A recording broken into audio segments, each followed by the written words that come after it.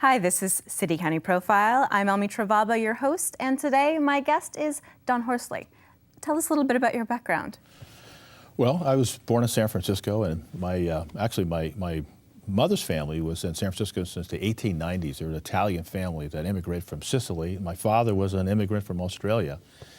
And in any case, I grew up in San Francisco. Family moved to Daly City when I was about 12. And at about that time, my father had a major stroke. And then, in any case, I went to Westmore High, graduated from there, went to San Francisco State University, and I was planning on becoming a teacher.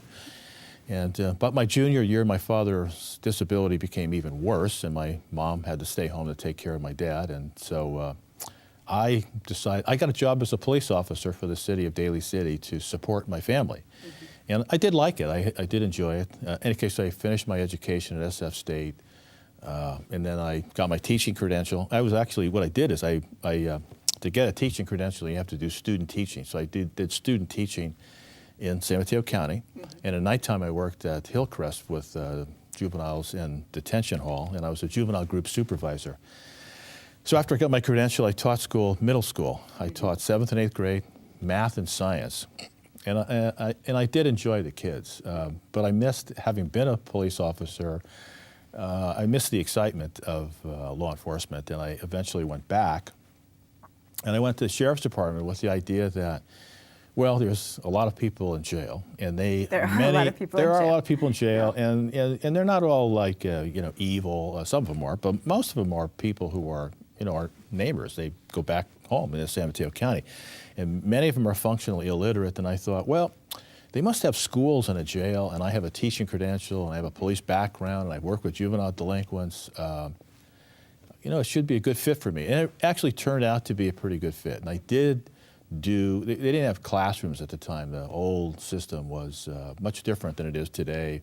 But they did do a number of different things with, actually I started working a lot of counseling programs for people incarcerated. Mm-hmm. And I did a big counseling program. We brought in psychologists and outside people to work with people incarcerated. Mm-hmm.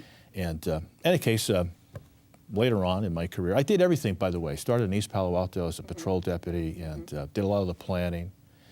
I did all the planning for the newer jails, the new generation jails, where there are, for example, classrooms for education. And you were instrumental in bringing those classrooms too.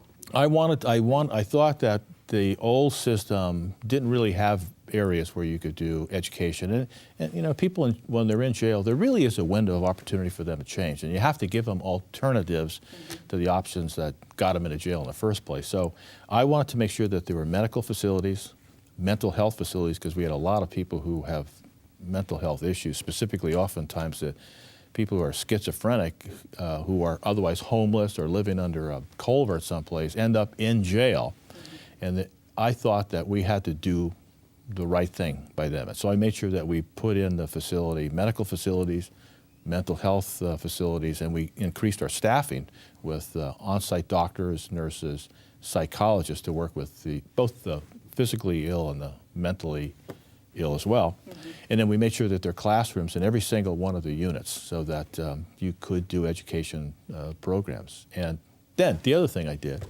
is that I knew that a number of our people in jail, about at least 50%, maybe higher, all have substance abuse problems. And that may be the real reason that they end up afoul of the law. So I started a program with our health department and with Delancey Street called Choices. Mm-hmm. And it was a really very successful, still is, a very successful substance abuse program while people are in custody. And we actually did studies to prove that the rate of recidivism was significantly less than their peers who didn't go through the same program. Mm-hmm. So was it because you had all these ideas that prompted you to run for sheriff of San Mateo County? Was there a point in your childhood growing up where politics really captured your imagination? Well, in a way, yes. Growing up, my father was he was on the executive board of his union. In fact, he was one of the men who organized his union. And my father was always interested in politics. And I remember him, he always had a voluminous supply of magazines. And so even as a little boy, I remember reading Time magazine. Mm-hmm. and he was always interested in politics. And I think I got it from my father, who was, so I was always interested in local politics, national politics, state politics, and followed it. And, you know, when I was in the sheriff's department, I didn't necessarily think when I first started in law enforcement that I would run for sheriff. But I thought this is, you know, it's a big department. It's by the time I left, we had our budget was about $130 million a year. We had over 600 employees. And when I was in the department, I thought there are things that we should be doing. There are things that we, for example, East Palo Alto had an epidemic of murder at the time. I thought that the sheriff's department was the one agency that could bring people together, and so I thought I had to run because I thought it was an opportunity for the county and the sheriff's department to do things that were not otherwise would not otherwise be done. So I ran on the platform of reorganizing the department, helping the city of East Palo Alto with their epidemic of murder, and I did. I organized a regional law enforcement response with CHP and the other cities, and we reduced crime. Even at the same time, we had reduced budget resources. And so you were the sheriff for 14 years, and you accomplished a lot in your time there. What is the one thing that you are hoping people will remember you for in your work as the sheriff of San Mateo County? You know, I think that I was, first of all, integrity. And I think that I hate to say heart or something, but I had a lot of compassion for people, and that's why we did things like increase in our services for people who are mentally ill in jail, and that's why we had education programs. That's why we had Choices program, and the proudest thing I ever did was helping the city of East Palo Alto. You know, in 1992 there were 42 murders, and there were a lot of shootings as well. People who survived. So it was really a you know, to be able to stop that, to stop the gang violence was a real proud thing in my career. And you know, the city of East Palo Alto is dramatically different. I mean, it remains a tough area, but it's dramatically different from what it was, and I played a small part in that, and I'm proud of that. That is great. So you are currently running for Board of Supervisor. Yes. The county is facing a lot of challenges. So what are your hopes?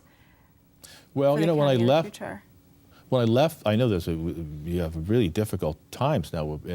You know, I first was elected sheriff. One of the things I had a budget problem as well, and I had to. At the same time, we had the epidemic of murder. So the things I did is I got the deputies to roll back a scheduled raise. I cut overtime, and I cut take-home cars. Today's problem is worse than what I had to face in 1993, but.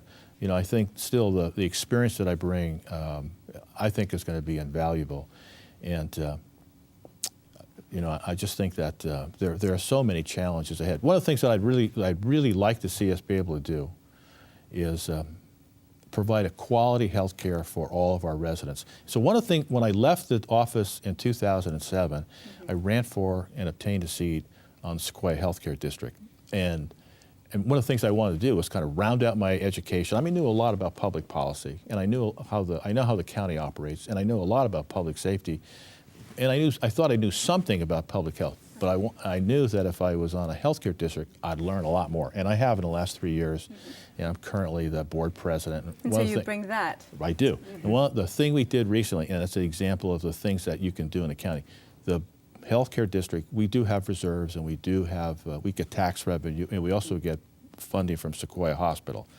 So we voted this past Wednesday to give the county $4.3 million to build a consolidated and expanded clinic in North Fair Oaks, which is unincorporated Rose City.